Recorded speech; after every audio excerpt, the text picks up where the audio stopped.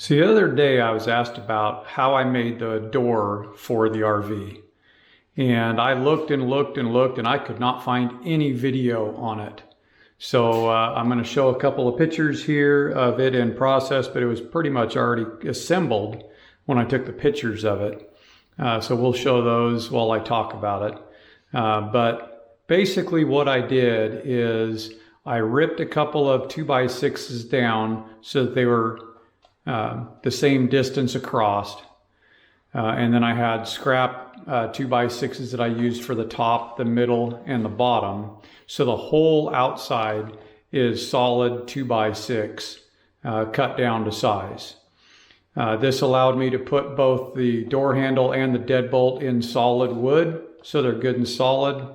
I also made radius corners for the window opening, also out of solid wood. So all the way around the window is all solid wood. It's 2x6 laid flat. And then there's a 1/4-inch piece of plywood on the inside and outside, glued and screwed down. And then this section down here, I put 1.5 inch hardboard foam insulation in there, gluing it with construction glue as well.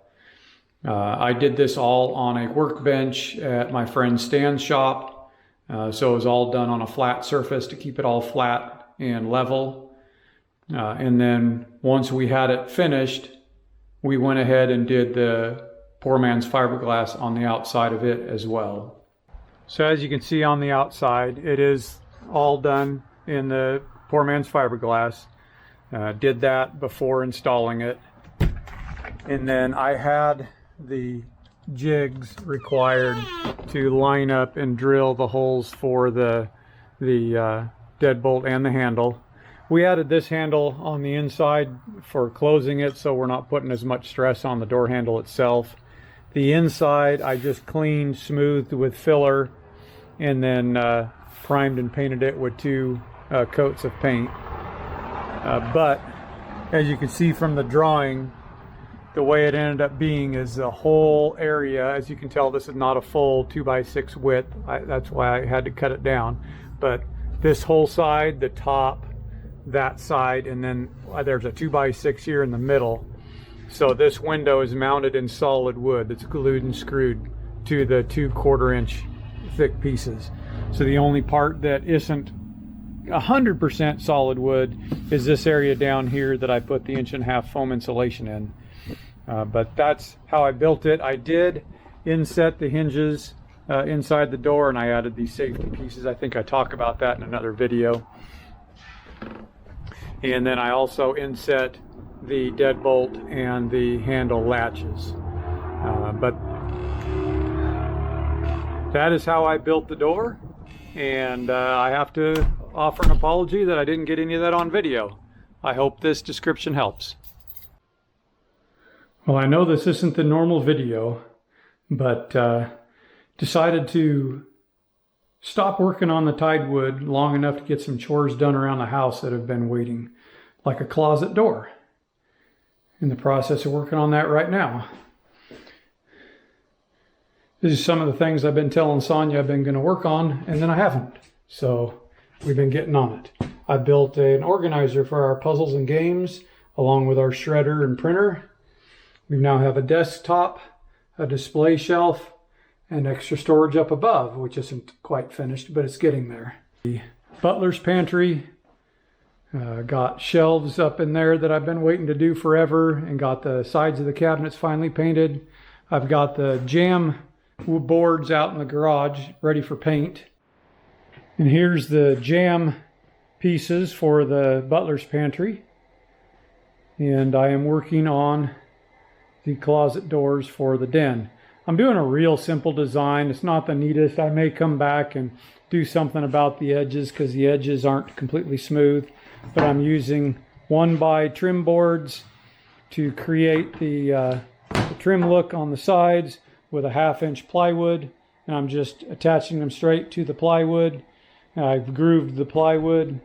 And so yeah, that's what I'm doing. And it'll work. They look really nice from the outside. When you open them up, the edges aren't perfect, but they're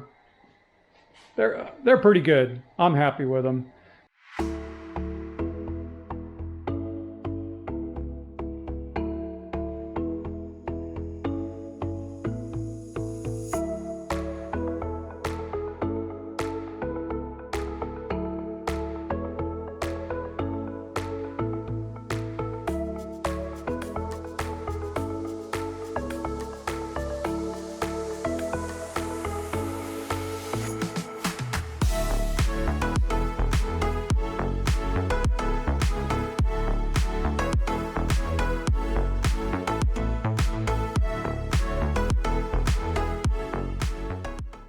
And here it is, pretty much assembled.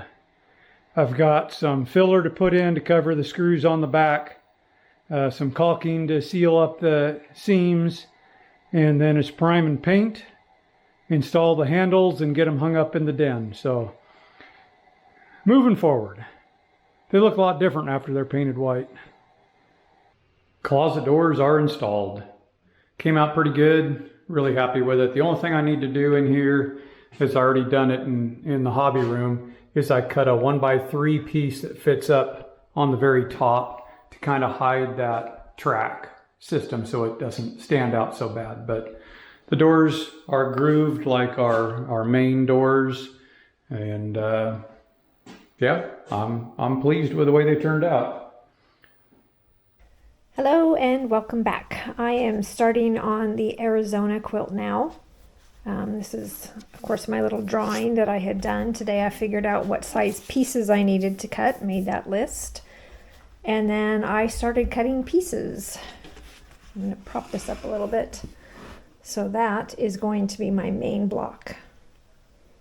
I have the little owl fabric in the middle and the little trains on the side, little compasses in the corners, and then other fabric there just to finish it out. I think it looks really nice. Looking forward to getting it together.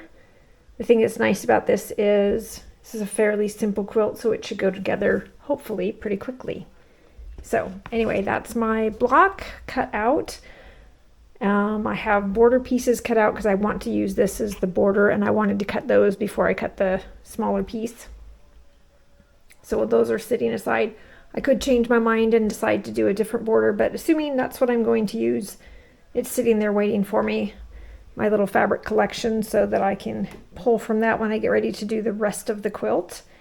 And I'm gonna get to work, getting started on this, and see how long it will take to get it done. Hopefully this will be a quick project.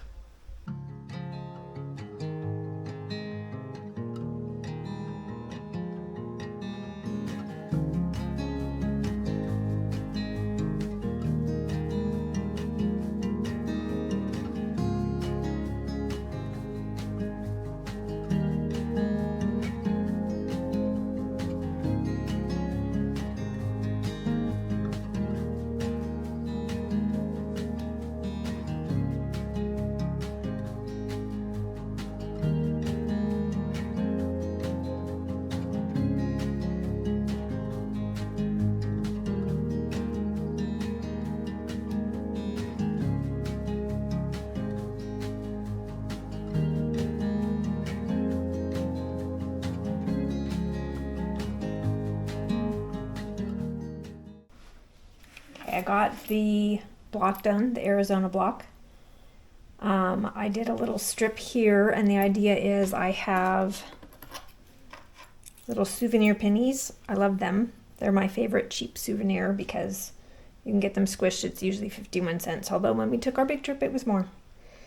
Anyway, they're gonna go on here, and I have a little camel charm, which is also going to go on here. I'll probably have to take some of the extra stuff off, but he's gonna go on there. Little skinny borders in between them, so I've got my pieces cut. And I'm just gonna put this border on here, this border on here, this on, this on. Then I'll measure it and cut this border to size. And then when I'm done with that, I will be putting on the outside borders, which I'm pretty sure I'm going to use the owl fabric. I think that's going to be really cute. And that should be it. For attaching these, Keith said he's going to drill a little hole in them so that I can stitch them on.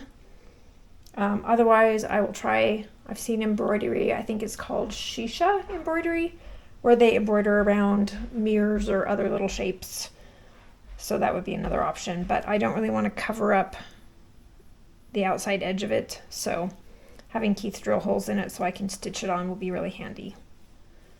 So anyway, that's where I'm at right now. Gonna add those borders on and continue. I got the little skinny borders on, so I have that together. I laid this out with my outside border with the owl fabric, which I think does look cute. The one thing I'm trying to decide right now is, do I want to do a corner block? Because I feel like it could probably use a little bit more of a pop of color, and a corner block would be a really easy way to do that. So I could do the red, I could do some more of the brown, I could do some of the green. Anyway, I'm gonna, I think, take a picture with my cell phone and look at it and see what I think, because that is a very helpful way of looking at things and kind of seeing how it looks. There's been a lot of times I've put something together and I thought, oh, I like the way it looks. And I've taken a picture and then I went, oh, no, I don't like this little thing. So sometimes you notice things when you're taking a picture that you don't notice when it's just laying flat on the table. So I'm gonna do that and gonna decide.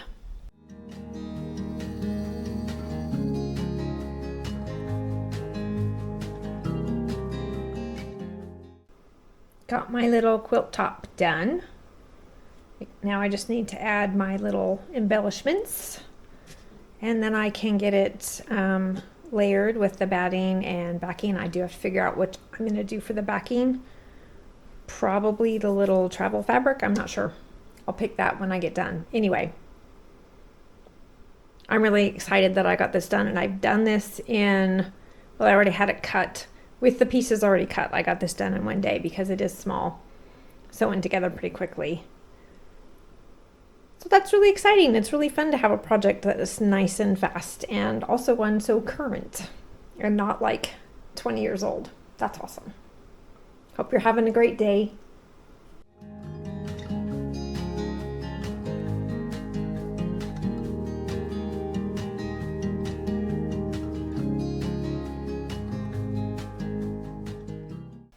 I am making Franken batting for my little Arizona quilt, and I had laid it out, and I thought that when I did this corner piece here, this was going to be just big enough, and it might have worked, but basically what I found is it was like just barely not going to work is what it looked like. And so I added this little piece up here to help cover. There we go. To help cover, so I don't have much, in fact, hardly any excess around here, but it is covering, it does cover all the edges, and I'm just quilting this on my machine. It's going to be very basic quilting, you know, just the main lines. It's not going to be anything fancy, so there's not a ton of quilting that's going to take up the space or shrink the batting or anything. So this will be sufficient for what I'm doing. I wouldn't give it to someone else to quilt for me like this, because that would be really, really tight and that would be asking a lot of them. But since I'm doing it to myself, it's okay. So I have the Franken batting ready. I have my little quilt top, and I think that I might actually stitch the camel and the pennies on here actually through the batting. I think that that will help kind of give that more of a quilted feel right there, because I'm not going to be able to quilt, you know, other than around here. I may not even be able to quilt that. Let's look at this. Okay, so let's see if we have the pennies right here. I mean, they are pretty flat, so they might go under the presser foot. But what I think I'm going to do is I might just quilt here with just the batting back there, no backing, and then stitch these on through the batting with no backing, because when I come back to quilt later, I can do this line without any problem and that line, but I think that's going to be really close. It may or may not go through the presser foot. If it does, I'll quilt over it again, but if it doesn't, then it's still going to make it quilted without, so it'll, you know, it's not going to be loose, and it's not a big area anyway. But I think that will actually look a little better than if I just tried to do that afterwards. That might be difficult, and I don't think I'm going to do these little squares. Or maybe I'll just do those little squares and nothing else. I don't know. I got to figure that out. But anyway, it's ready for me to put those on and figure out what I'm going to do for my backing. So again, making progress little by little. Should have this done soon. Good morning. I am here with the next little step of what I'm going to be working on with my little Arizona quilt. I had a niece that recently has mentioned that she is interested in prairie points, and I have done prairie points, although it was a really long time ago. I did a quilt back in the late 90s. I did miniature sampler. Let me just go get the quilt. Okay, I'm back. So I did this quilt back in the late 90s, 97 or 98. Oh, it's upside down. Put it right side up. It is 3-inch blocks. And this is actually what started me liking to do applique. It's Sunbonnet Sue, and Sunbonnet Sue is my sister-in-law Carolyn's fault. I never liked Sunbonnet Sue.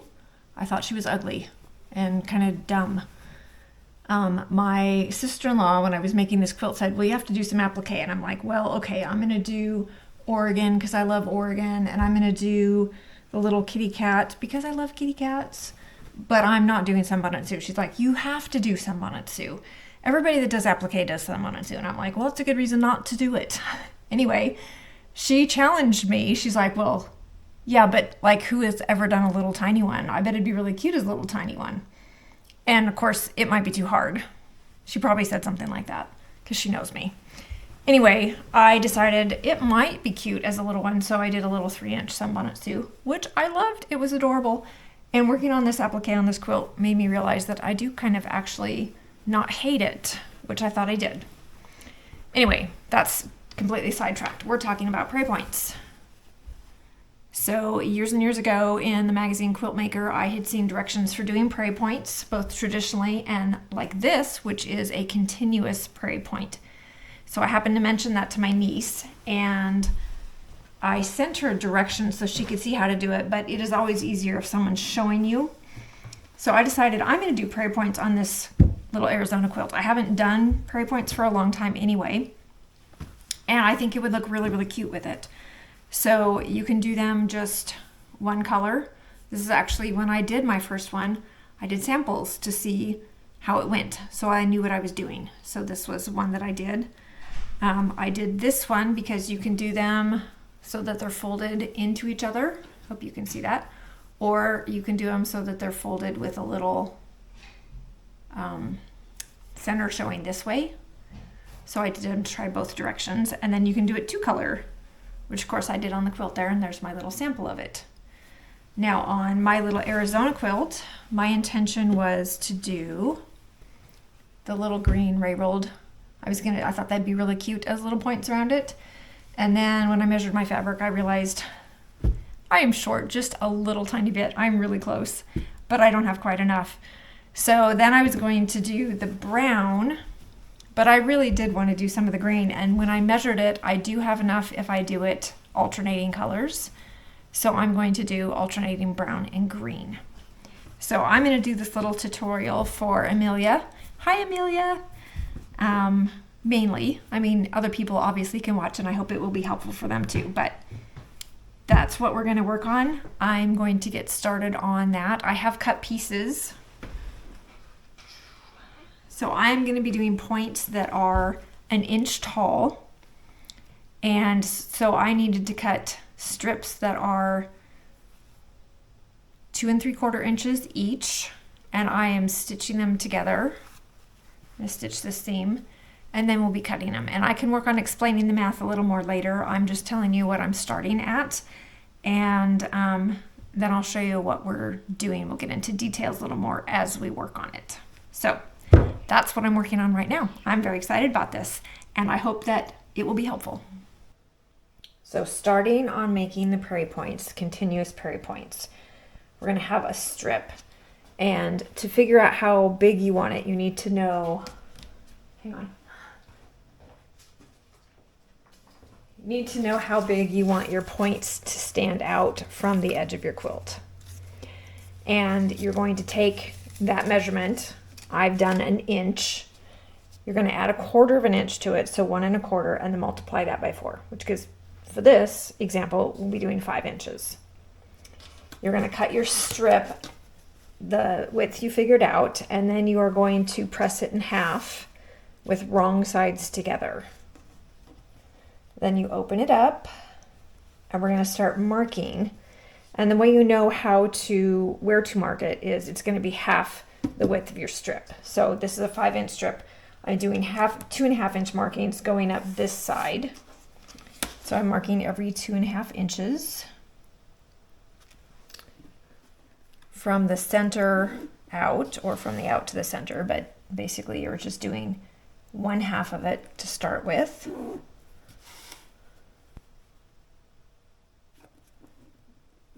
And then you go to the other side of the strip, but you start with doing half of your measurement. So here I did 2.5, so I'm doing 1 1/4 here because we want these offset.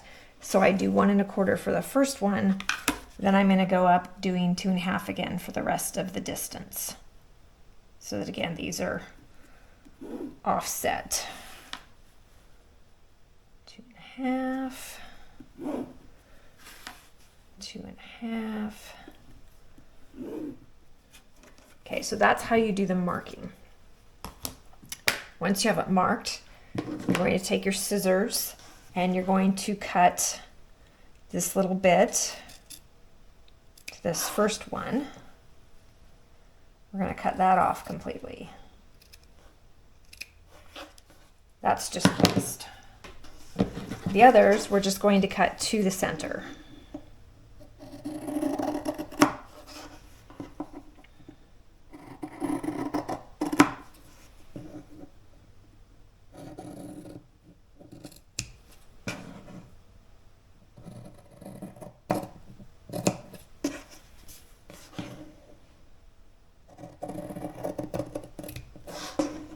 And you could cut, one at a time as you're doing them, but I just cut them all.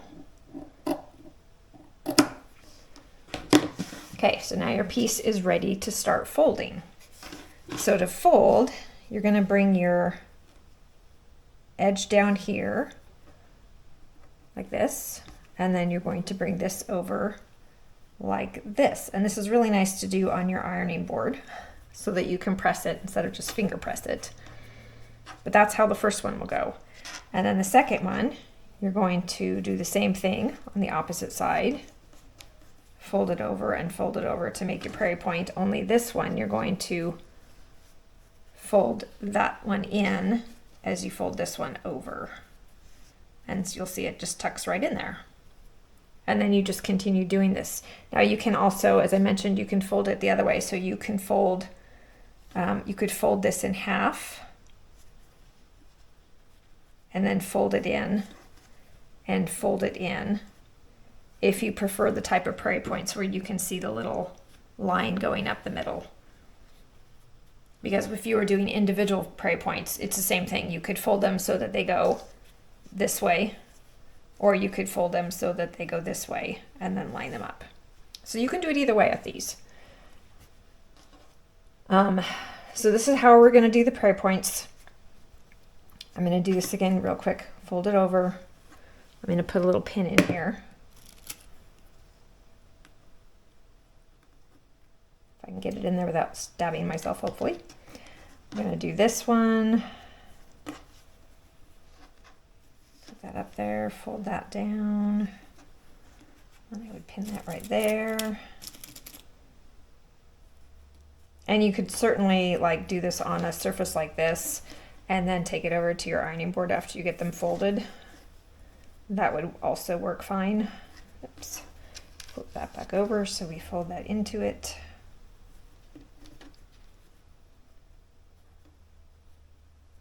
I like to press mine as I'm folding it because it does keep it crisper. But this here is mostly just for illustration. So you can see this makes a really nice, easy way to handle this, because you're not having to worry about your spacing or, holding on to one while the other ones are being done, keeping them all in place. You're just making this whole thing. And then when you get done you do a little stitch going down along here just to hold it there. And it's going to be ready to go. And it's fantastic. Now the thing is, as I had showed before, you can do a single color like this, which is what I did in my, here again, this one shows both the nested type of prairie point and then the, I don't know if you'd call it open, the other type of prairie point. These are all one color, but you can do two color. And that's what I'm doing for my little quilt. I was going to do one color. I don't have quite enough fabric, so I'm doing two colors, and I think it's going to be lovely. But we start it the same way, except for that you have to have two pieces of fabric, so you need to know how big to make it. So to do that, you're going to take your finished height of your prairie point, which again, mine is 1 inch. You're going to multiply that by 2 to make 2 inches, and then add 3/4 of an inch. So I had to cut 2 strips that are 2 3/4 inches wide each, and this is going to be my prairie points. Then you're going to, I did this wrong again. You're going to stitch them together, and you're stitching them together wrong sides together, which is totally weird. And I actually, as I was starting to do a sample of this or starting to get it ready, I did this, and I did it all the right sides together like you normally would sew, and then realized just after I finished that I had done that and I had to take it all out and redo it. So you pin them, get your correct measurement, pin them together,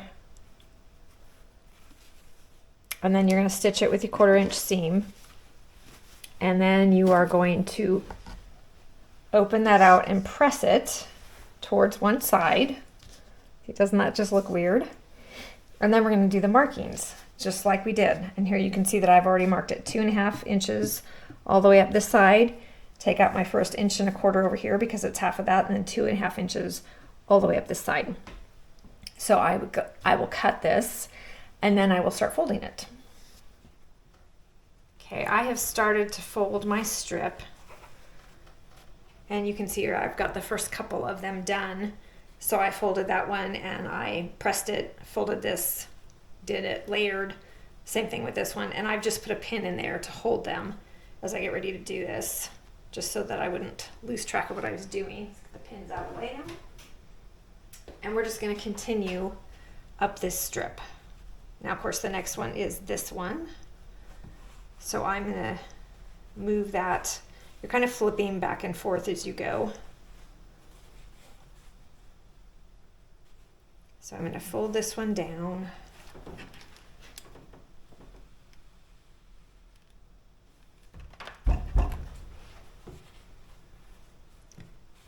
Bring that one back over and let that come over it. Make sure it's all lined up nice and straight. And then I'm going to press that.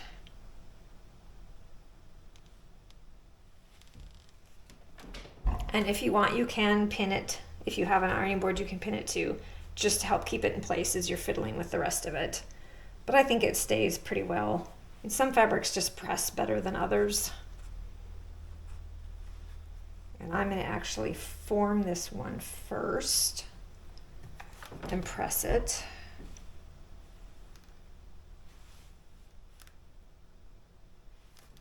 And then I'm going to flip this one over.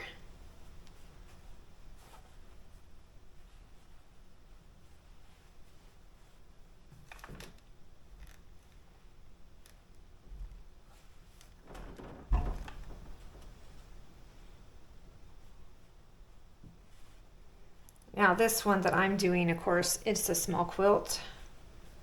And so my pieces are hopefully the right size for my border. If you have a much larger quilt, like the little quilt that I showed is, I think it's about 32 or 36 inches, something like that. It's nearly 3 feet.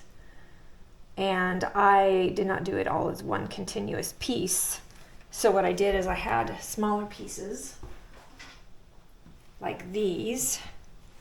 And as you get to the end of one, you don't stitch all the way, you just stitch to this point so that it holds it there, but you don't stitch all the way to the end. Oops, I need the single layer one. And then you would take your next section and you would just tuck that in where it's open, line it up, and then just continue. So you don't have to have a piece that is as long as the total length that you want. You can do smaller sections. And that's kind of nice because if you get to the point where you're getting close to the end and you need to adjust the size a little bit, you could do that. Okay, so here we go for this one.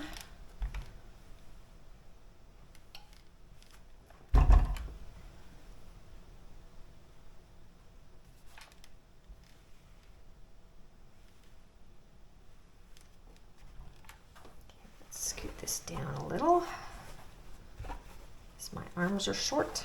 I don't like reaching super far. That's how I tend to burn myself with my iron. Well, one of the ways I tend to burn myself with my iron.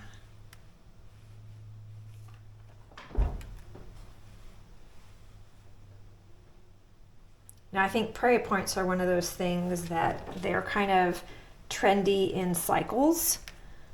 I think for a while they were super popular and then everybody got tired of them or whatever it is that causes a trend to die, and then like nobody made them, and nobody made them for a long time or very, very infrequently. And I think that they are maybe starting to make a little bit of a revival. So that's kind of fun, especially when you have things like this that you learned years ago and now you have the chance to use it again.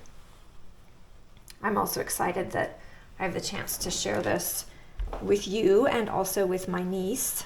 I'm hoping that she will find this fun and helpful when she works on a quilt.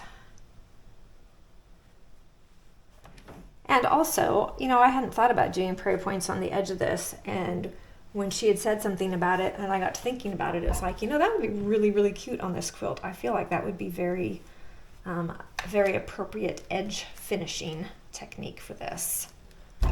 So I'm really happy that she gave me that opportunity that I would not have considered otherwise. Now we'll see if I end up putting prairie points on everything for a couple weeks. Like the next 3 quilts will all have prairie points or something. It is possible. I don't think it will happen, but it is possible. You never know. I do hope at least that I won't forget about them as a possibility. Okay, so here we are. And then these extra little pieces, you just trim them off.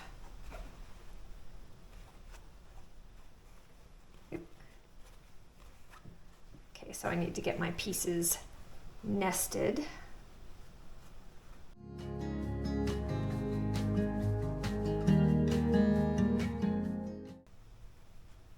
I guess this is the other thing. You could do them completely nesting this way, or you could do them this way. So one is on top of the other completely, and they would be like little points behind mountains.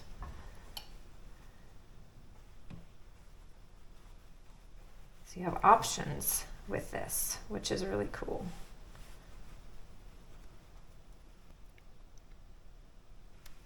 Okay, so now I just need to cut off this little extra and we'll have that ready to go. I just wasn't sure if I was clear about this, so I pinned it and did some pressing just to make sure that I could move it around without it flopping apart. But I wanted to make sure I was clear that, see, there's the 2 different ways you could do it. Nesting, so you have every other one and they're just kind of overlapping each other. Or you could do them this way, so that you have one behind the other. So 2 different ways you could do this 2-color one. Not sure which one I'm going to do. I actually think I might be going for that one, but I have to look at it on the quilt and see what I think.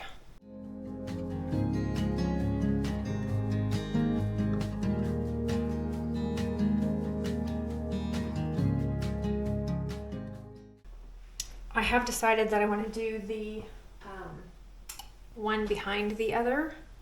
So I'm doing that now on the last ones that I have to get ready. And I'm thinking what I'm trying to do this time is do all of one side and then do all the other side and just flip it over it and see how that works for ironing. I do have some of the magic pins, so those can be ironed over, so I have those sitting there in case I do run over them with my iron. But I'm just trying to do, oops, a little piece of waste there stuck on that one still. I did all of the one color. Now I'm going back to do the other. And I'm trying not to press at the very bottom of this at this point because the seam is still going that way. So I want these to flip over, and I don't want to have to like really repress in a different direction that I already pressed. So I'm just kind of doing the top end of it. Then I will flip it over, and then I will pin it.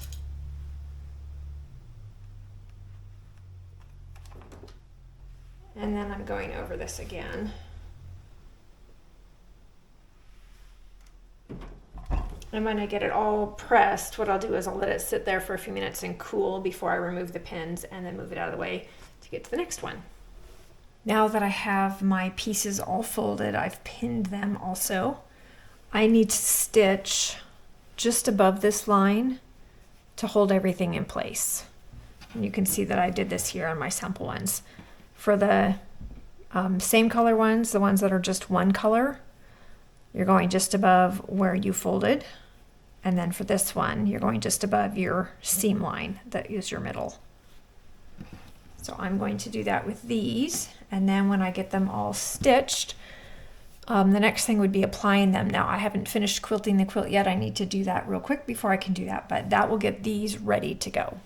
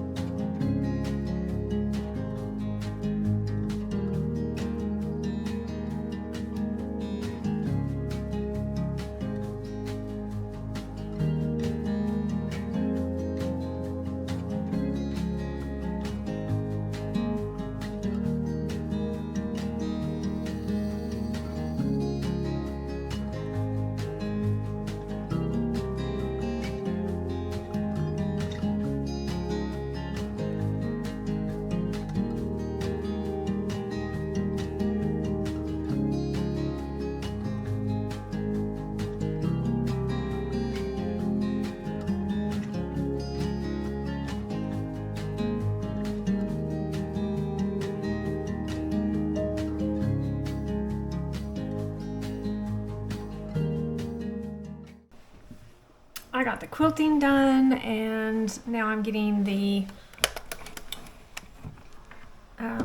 prairie point binding put on. I did realize I forgot that my quilt wasn't square, and so my pieces are even.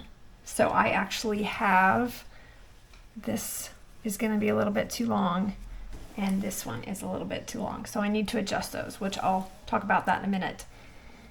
If you're doing a single color, then this is your raw edge. Let me unpin this a little.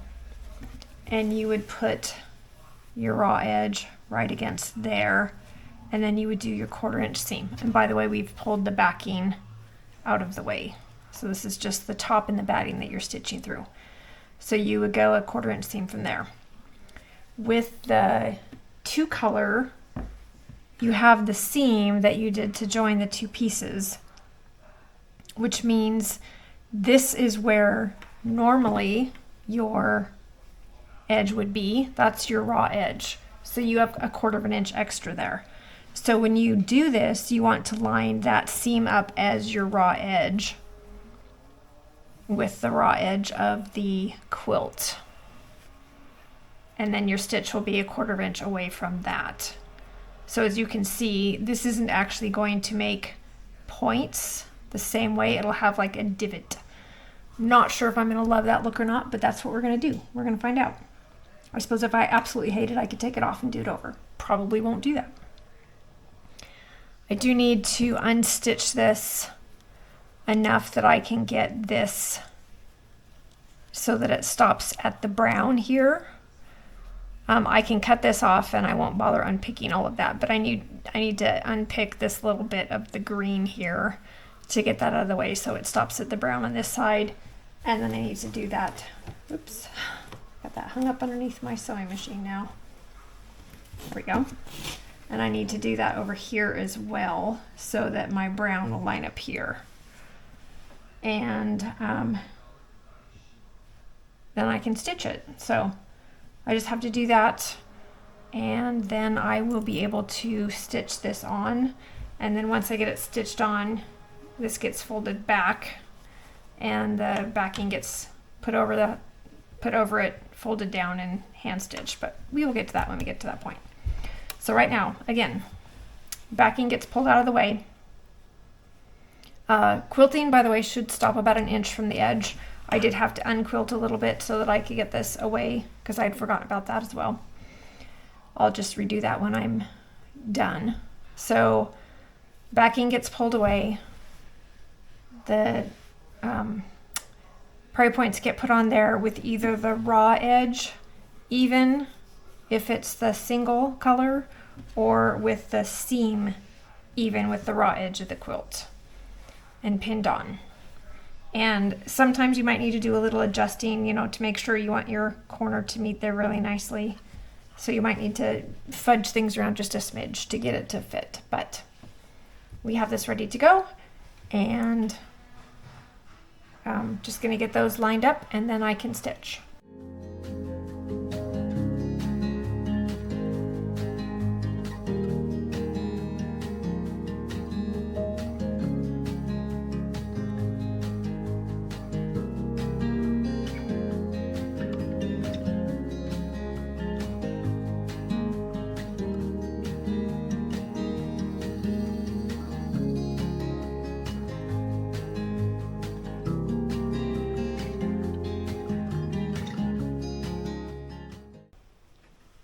I got my prairie points all on the edge here. They're all stitched on.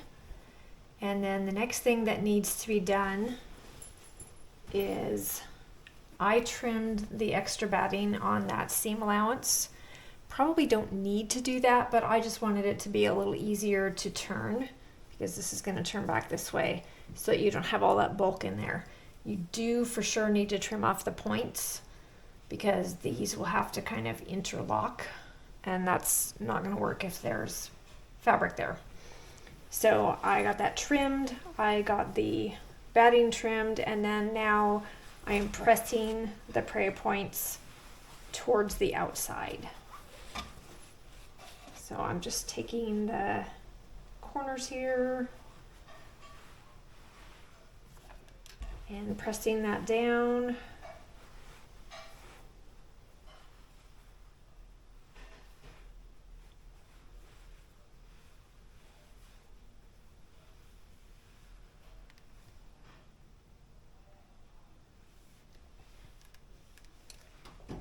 And then once I get done with this, all that needs to be done is the back needs to be folded up over it. And then that needs to be hand stitched in place.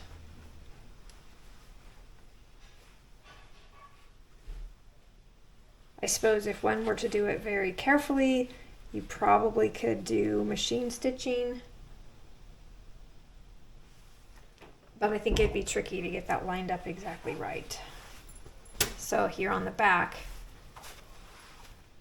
this will, oops, let's get that straightened out where it went underneath there. So this will be folded over, and you want to make sure that it comes up and covers your stitching line. So you don't want it down there where you can see the stitching.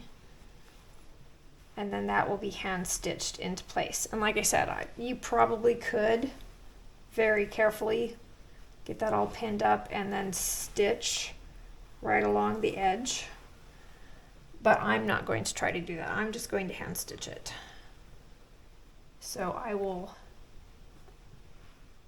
spend some time here with my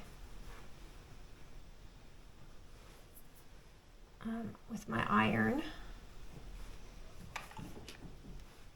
and get this folded over and pressed right where I want it.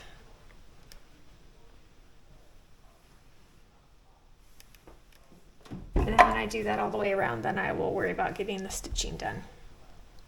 I do still need to make a label, and I need to make some hanging strips for this side here, which I will need to put on. I will stitch them on here before I do it, and then I'll stitch them down. I think. I'm not sure exactly how I'm going to do that, but I will do hanging strips so that I can hang this up. But again, first thing is going to be getting this pressed down so that it's ready to stitch. And then that's what it's going to look like. Pretty cool, huh?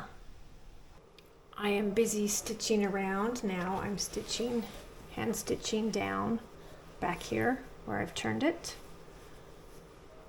I'm almost done going around this, and then I just have to cut the threads off the front. So getting really close to done with this thing.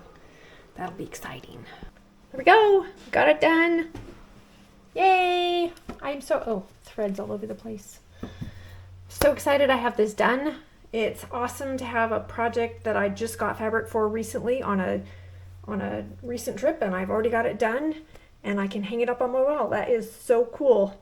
And I hope you enjoyed the process of watching me do the prairie points, and maybe you'll do them too.